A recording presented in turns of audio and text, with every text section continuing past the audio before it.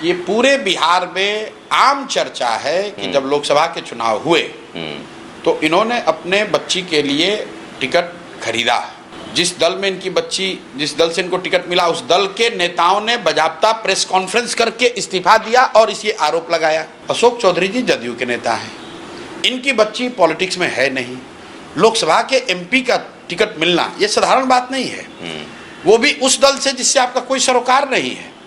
इसीलिए मैंने इनका नया नाम दिया है, ये सर्वदलीय नेता है। देश में, बिहार में हम लोग देखते हैं नेता दल बदलता है, उस पर आरोप भी लगता है। अशोक चौधरी ने एक अलग लेवल की पॉलिटिक्स शुरू कर दी। इन्होंने तय किया दल बदलने की जरूरत ही नहीं, सब दल में एक बार में ही शामिल हो जाओ। बाबूजी कांग्रेस में, ये खुद जदयू में, बेटी लोजपा में और दामाद आरएसएस भाजपा में। तथ्य है भाई, उन्होंने कहा कि भाई दामाद कैसे हो गया, तो कह रहे हमारा गाँव तो आरएसएस भाजपा कोटा से हुआ है। एट ए टाइम आप सारे दल में हैं, जो हम लोग गाँव देहात में कहते हैं ना, घी कहीं भी गिरेगा तो थाली में ही गिरेगा। तो इनका कोई दल नहीं है, ये सर्वदलीय नेता है। इसके बावजूद डर इतना है, मालूम है कि नवंबर के बाद बेरोजगार होने वाले हैं, तो 58 साल की उम्र में ये आदमी जाकर प्रोफेसर हो। आप बताइए, 58 साल की उम्र में पटना यूनिवर्सिटी में मिनिस्टर रहते हुए ये आदमी हो गए असिस्टेंट प्रोफेसर। प्रोफेसर बनने का क्राइटेरिया क्या है? उसमें ग्रेजुएशन का मार्क्स चाहिए, उसमें नीट और जेआरएफ चाहिए, उसमें पीएचडी का पेपर का चाहिए, कितने आपने पेपर पब्लिश किए हैं, ये 4-5 महत्वपूर्ण चीजें। ये एडवर्टीजमेंट पहले का आया हुआ था 2020 के पहले।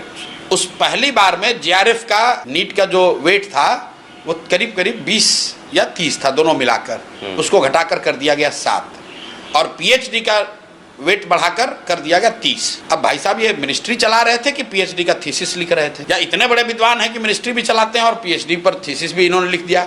कहाँ से इन्होंने पीएचडी किया, किसके अंडर में पीएचडी किया, उसका कोर्स वर्क इन्होंने कहाँ किया है, जरा ये बताएं। और उसी पीएचडी के आधार पर इनको मिला है। ये मतलब आंख में धूल झोंक रहे हैं ये लोग, धूल भी नहीं झोंके, पूरा धूल ही से ढक दिया लोगों की।